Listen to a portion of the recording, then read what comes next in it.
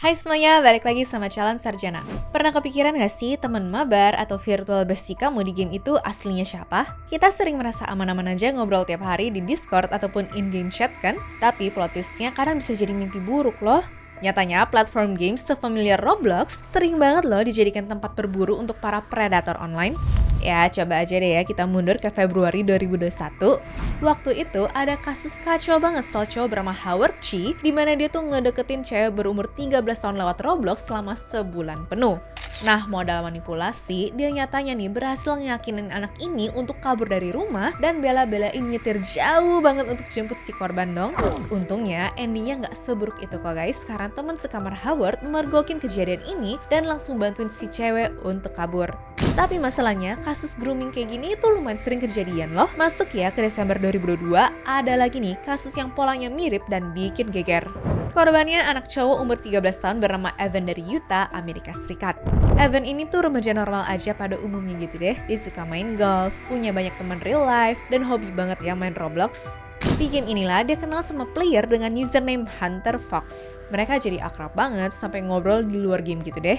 Sampai suatu malam, ibunya Evan yaitu Heather mergokin anaknya masih main handphone lewat dari jam tidurnya. Waktu dicek, ibunya tuh shock berat karena di chat itu Hunter bilang dia baru dapat kerja di Utah dan minta lokasi persis Evan untuk ketemuan. Sang ibu yang panik langsung lapor polisi dan nyita handphone Evan biar mereka tuh putus kontak. Tapi namanya juga anak yang udah kena manipulasi grooming, si Evan ini tuh berhasil nyari celah. Dia diam-diam pakai VR headset milik keluarganya untuk lanjut chattingan sama Hunter tanpa ketahuan. Ya, di sisi lain si Hunter ini makin freak juga sih. Di platform X, dia tuh terang-terangan ya ngepost soal hubungannya sama Evan dan nyebut dirinya serigala serta Evan itu sebagai dombanya dong. Creepy abis kan? Puncaknya pada 26 Desember 2022, Evan beneran hilang dari rumahnya guys. Polisi pun sampai ngeluarin Amber Alert, yaitu peringatan darurat penculikan anak. Ibunya hancur banget lah tuh. Ya jelas lah ya, si ibu pasti merasa udah ngelakuin segalanya untuk melindungi anaknya, tapi tetap aja kecolongan. Untungnya setelah hampir 48 jam yang bikin jantungan, ada nih secercah harapan. Polisi ternyata menemukan Evan di sebuah pom bensin di Nebraska atau sekitar 1.200 km dari rumahnya. Dia ditemuin di dalam mobil bareng Hunter Fox yang akhirnya nih langsung diringkus dengan tuduhan penculikan. Evan pun berhasil selamat dan juga pulang ke rumahnya ya. Nah buat kita nih yang sekarang umurnya udah 18 sampai 24 tahun, ngeliat realita di balik layar game ini tuh rasanya antara kocak, aneh, sampai bikin merinding gitu gak sih? Soalnya ada 3 hal mind-blowing soal Roblox yang bakal bikin kalian tuh ngeliat game ini dari sudut pandang yang berbeda deh teman-teman. Pertama, aku mau bahas tentang standar ganda moderasinya yang agak-agak nih ya. Mundur ke tahun 2010, ada seorang admin Roblox yang nge-spill nih daftar resmi tentang game apa aja yang dilarang dan juga dibolehkan di platform mereka.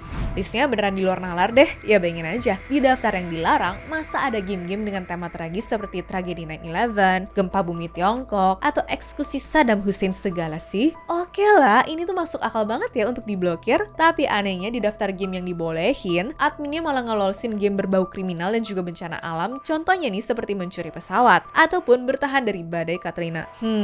Aturannya benar-benar pelin-pelan dan juga bikin geleng-geleng kepala gak sih? Nah selanjutnya kalau yang kedua ini masuknya udah ranah creepy dan juga bahaya banget karena muncul grup fetish secara terselubung. Di balik moderasinya yang sering kecolongan, ada ratusan grup aneh di Roblox yang isinya orang-orang dewasa dengan fetish menyimpang.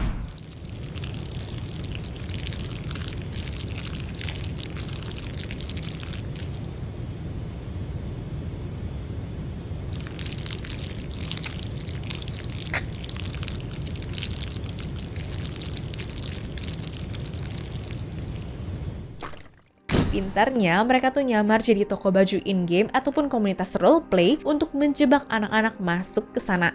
Begitu korban masuk, mereka bakal dibombardir ya friend request sama para predator ini. Skenario terburuknya, anak-anak ini bakal diajak pindah ke Discord, ya tempat dimana hal-hal ilegal dan juga disturbing bebas disebar tanpa filter kan guys. Sayangnya, tindakan dari pihak Roblox pun seringnya cuma setengah-setengah, dimana bukan yang nge-ban permanen akun predatornya. Tapi kadang nih cuma menghapus username ataupun bio-nya aja dong. Dan terakhir, soal privasi yang diam-diam bisa diintai ya. Kamu tahu nggak sih kalau Roblox sebenarnya punya paten teknologi bernomor US107? Singkatnya, ini adalah sistem pelacakan lokasi yang bisa mendeteksi kalau ada pemain Roblox lain di radius dekat tempat kamu berada secara real life ya. Misalkan nih di satu kampus ataupun satu komplek gitu deh. Nah kalau jaraknya dekat, sistemnya tuh bakal otomatis nyaranin kalian untuk temenan di gamenya. Ya, walaupun fitur ini belum pernah beneran dirilis ataupun diakui secara publik di aplikasinya, fakta bahwa perusahaan sebesar Roblox punya dan juga mematenkan teknologi pelacak lokasi pemain seakurat ini tuh udah cukup bikin parno gak sih guys? Tapi yang mau kita bahas belum kelar ya. Rabbit hole Roblox itu nyatanya masih panjang dan juga makin ke bawah makin gelap. Ingat kan betapa gampangnya orang ngakalin sistem di sana? Nah, celah ini gak cuma dipakai buat fetish ataupun nyari pacar virtual, tapi sampai ke ranah kriminal dan sekte ekstrim yang beneran terjadi di dunia nyata. Siap-siap mind blown ya, karena rentetan kasus di bawah ini beneran bikin geleng-geleng kepala deh. Kalau mundur sedikit ke Oktober 2024 kemarin di Florida, Amerika Serikat, ada seorang ibu berumur 36 tahun bernama Tara Alexis Skies yang ditangkap polisi dengan tuduhan yang super absurd sekaligus kejam. Lewat fitur chat di Roblox, dia tuh nekat loh merintahin anak kandungnya yang masih berumur 10 tahun untuk nih bayi berusia 2 bulan dan pasangannya yang lagi ngerawat anak itu. Saking takutnya bakal dibunuh juga sama ibunya kalau dia tuh nggak nurut, sang anak tuh ngaku ke polisi kalau dia sampai ngejatuhin bayi malang itu ke lantai dong. Untungnya meski terluka parah tapi bayinya masih hidup ya guys. Kasus ini saking kacaunya sampai bikin polisi lokal yang udah bertugas 40 tahun bilang kalau dia tuh belum pernah menemukan kasus gila ini seumur hidupnya. Namun pertanyaannya, kok obrolan se-ekstrim itu atau konten-konten dark lainnya bisa lolos dari pantauan Roblox sih? Jawabannya karena ada di trik yang namanya adalah bypass content. Ini tuh cara licik para user nakal untuk menyelundupkan konten not safe for work, lalu kata-kata kasar, sampai gambar gore atau porno ngelewatin filter AI-nya Roblox ya. Mereka nyelipin konten terlarang ini lewat custom t-shirt, audio, gambar, atau bahkan di nama grup juga dong. Roblox emang selalu sih ya nge-patch ataupun ngebenerin sistemnya, tapi ibarat main petak umpet aja deh guys. Selalu ada aja cara baru yang ditemukan sama orang-orang untuk ngakalin moderasinya. Parahnya lagi, celah bypass ini akhirnya dimanfaatin sama kelompok-kelompok ekstremis yang jauh lebih bahaya dari sekedar bocah edgy yang caper, karena platform ini ternyata jadi tempat nongkrongnya grup-grup indoktrinasi. Mulai dari grup roleplay simpatisan Nazi, KKK, sampai grup pro-teroris kayak ISIS dan juga Hamas yang nyelundupin logo mereka tuh lewat baju in-game deh. Tapi yang paling bikin merinding adalah jaringan ekstremis nihilistik bernama 764. FBI aja sampai turun tangan loh ngasih peringatan keras karena grup 764 ini tuh pakai Roblox untuk cuci otak dan juga manipulasi remaja buat ngelakuin tindakan self-harm, pingsan hewan, dan juga bahkan nih bunuh diri. Ironisnya lagi, CEO Roblox yaitu David Baszucki di tahun 2023 kemarin malah sempat nyelentuk kalau di masa depan mereka tuh nggak menutup kemungkinan kalau Roblox bakal mengembangkan fitur virtual dating khusus dewasa. Jadi makin ngeri nggak sih? Anyways, cukup sampai di sini ya guys video hari ini. Sampai jumpa di video selanjutnya. Dah.